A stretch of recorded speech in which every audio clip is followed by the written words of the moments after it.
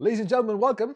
My name is Ronsley, and I'm excited to have you here at my AI Love Affair. Today, we're talking with Jere Simpson, who has worked with some of the most influential people, companies, businesses, organizations on the planet, and is really getting into artificial intelligence, or has been in artificial intelligence for a long time.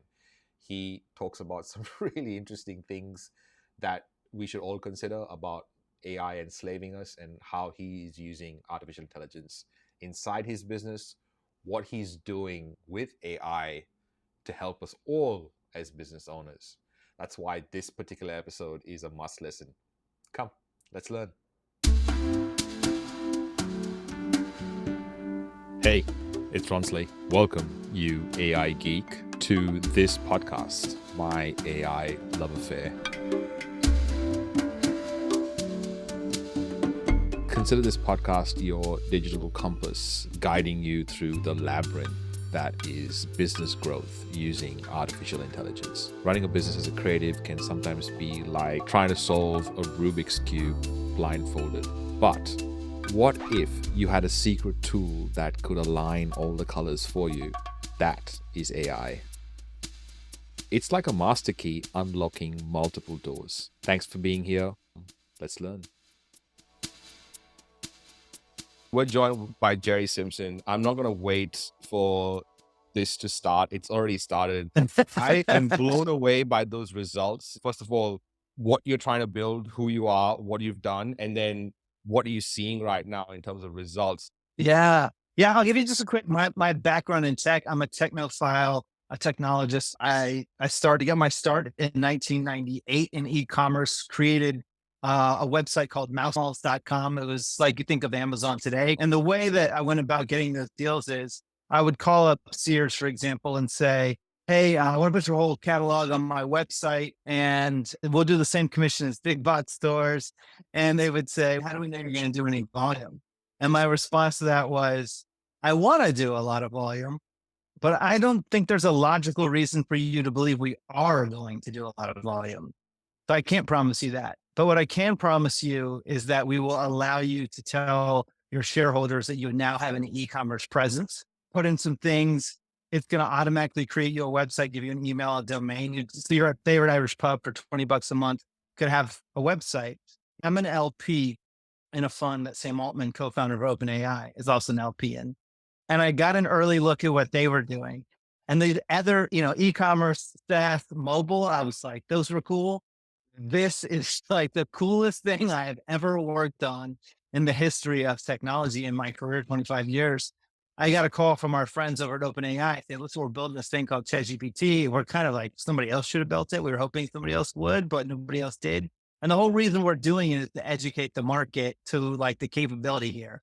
And you're going to want a time when you're doing really, really well because the whole world's about to understand this format and you're not going to have to spend money to teach them the format. They're going to immediately have it and immediately thirst for, well, gosh, I want to ask this thing questions like, what is this meeting costing me right now? And it's not going to be able to know those things. And so we really put the gas on, like we've got to time this thing just right.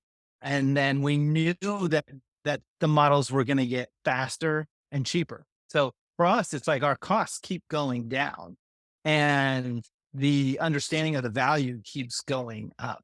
There's always been these siloed tools because they're the doing tools where you've got HubSpot, the domain expert for your marketing, your CRM, sales, or Salesforce. You got Rippling for your HR, Jira for your development projects, and QuickBooks for your, because it's expensive and whatnot.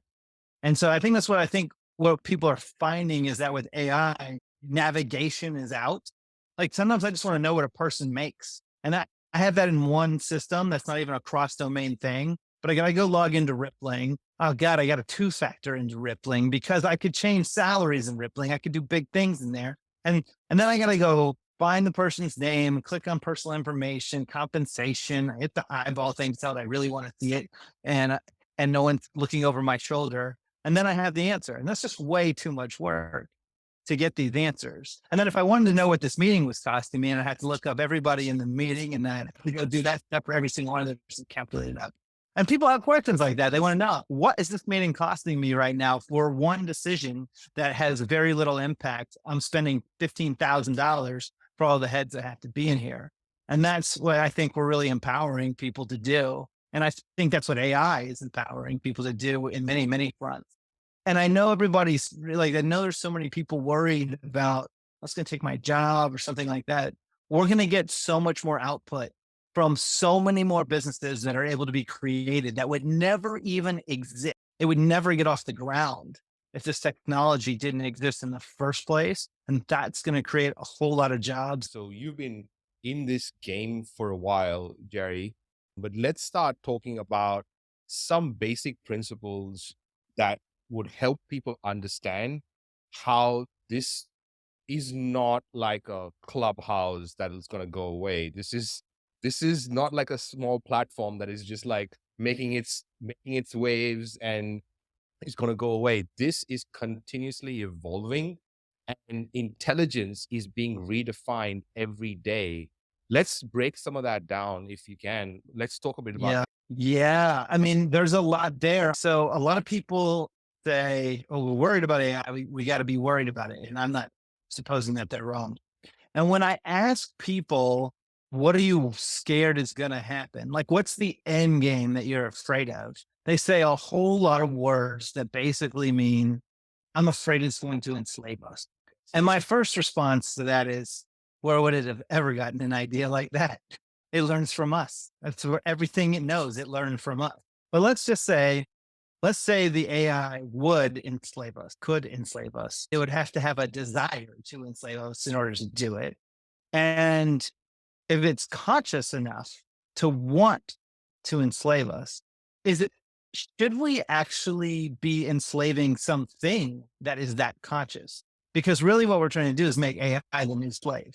And so if it's that conscious, like, is that actually the moral indicator not to enslave something? Like, you don't have a problem enslaving a hammer, right? It's a hammer. It's not conscious. It doesn't care. It's just a tool. But if it's actually conscious enough to want to enslave you, then it's probably conscious enough to not want to be enslaved. And so one of the things I think about is like starting the relationship off the right way, starting the relationship off symbiotically. Our kids grow up bigger and stronger than us at some point, and they don't enslave us. They don't beat us up unless, we're not good to them. And a lot of people are afraid of with AI, especially around HR data, is like bias. It's learned bad habits from people, and people carry out bad habits hiring. But we're actually using it to deconstruct what our people's bad habits are. And so I'll give you a really interesting example where the AI, if it knows what we do, it knows how to tell it to us too. And so you can pull up an organization and say, this will be controversial, but that's who I am. You'll pull up a bunch of resumes and you'll say, which of these three am I going to hire? And the AI is smart enough to know what you usually do, what you don't usually do. I think this stuff could change the world if we really aim it in that manner.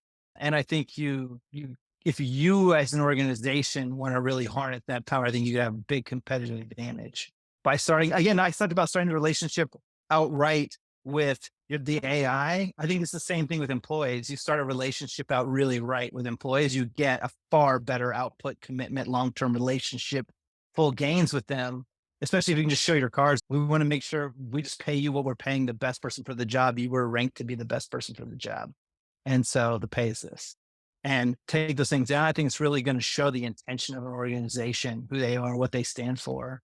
Especially, like I said, if it's helping you, if it's looking at your core values and helping you make hiring, firing, promoting decisions based on your core values and keeping an eye, keeping you honest kind of thing. one of the hardest things for a solopreneur to do is to have a team around them. They have to figure out operations, delegation, procedures, culture. There's a whole bunch of new elements that come into play when you go from solopreneur to team. And Mhm. one of the hardest things to do for a solopreneur, and correct me if I'm wrong, is delegation, right? Delegation instructions to my team. And Team. Yeah. I wonder now, like with this kind of with AI coming, how I mean, because you've been speaking a lot about operations, team, recruitment. How does this how do you want business owners to start to think differently? That's a great question. Okay.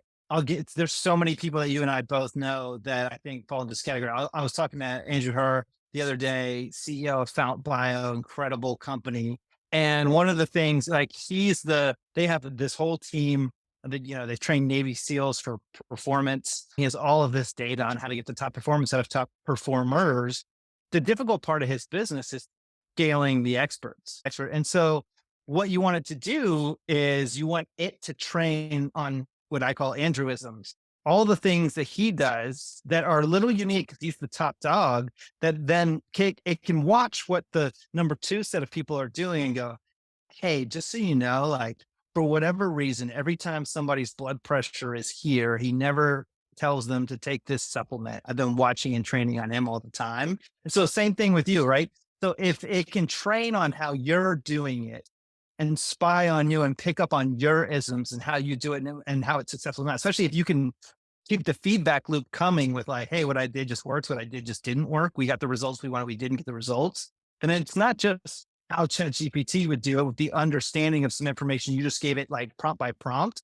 It's learning how you do it and taking all of your podcasts from the past or all the pitches that you've done. My company is building this into the kind of operations things that we do.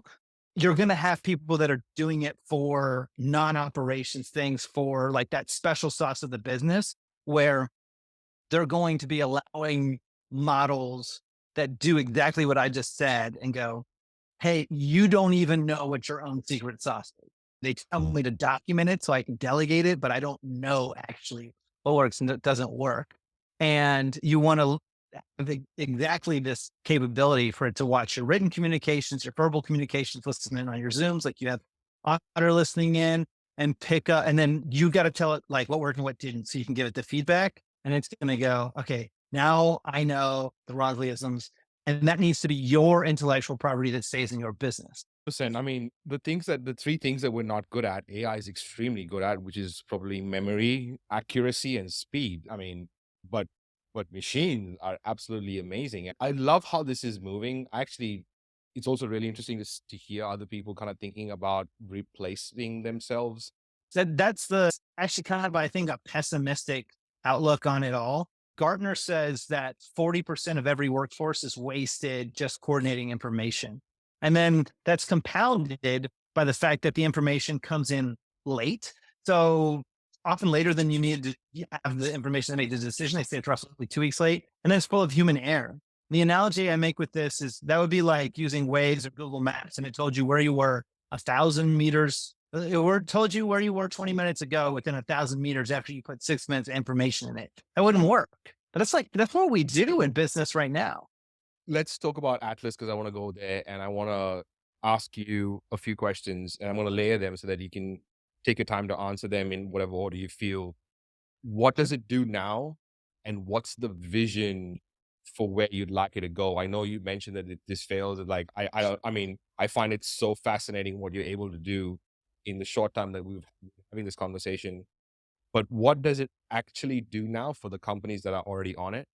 Yeah. So what we want it to be is the all-knowing tool, the fastest way to know anything about your business so that you're not.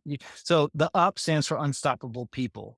And so we don't actually talk about the machine. We want to talk about what it does to the people, right? To the point of what you were saying. It's sort of in the vein of, we don't lead with like, hey, this is the technology. Like, what is the output that's going to happen? It's 1,000 songs in your pocket per Steve Jobs, not a nano computer with all kinds of processors. So we want to make the people unstoppable and remove all the places that people do stop. I'm on a plane from Heathrow and I'm an entrepreneur. I suddenly have tons of questions, tons of ideas, and it's 2 a.m. and I don't want to bother anybody, but I don't want to wait. I want to know right now or asking these questions. I don't want to be stopped. And furthermore, I don't want everybody knowing what I'm thinking all the time. And everybody knows when I start asking questions and people start gossiping at the lunch table about what I might be thinking about, all those things. But it's just, in the end, it's this all knowing tool about everything that's going on in the business so that we're no longer stopping just to ask questions and get repetitive answers. And we're not going to like spend 20 minutes filling out a form that someone just sent us.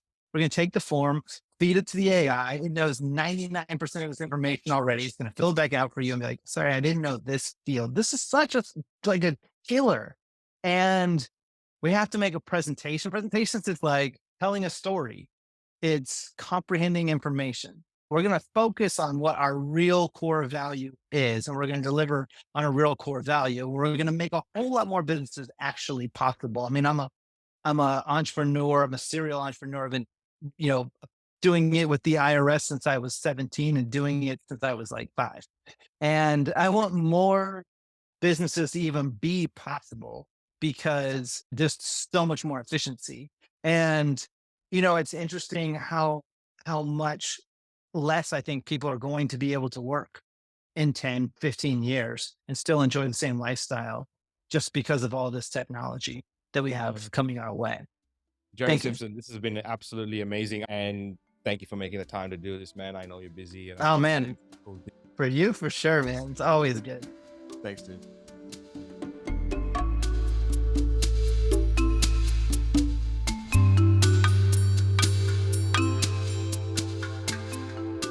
Hey, AI Geek. Thanks for listening. Your job doesn't stop here. I want you to lend your voice to the conversation. So you can join those conversations, discussions, new trainings, new recordings, and the rest of the AI Geeks by going to aigeeks.co/Discord. Also, share this podcast with a friend, another potential AI Geek. Until then, much love.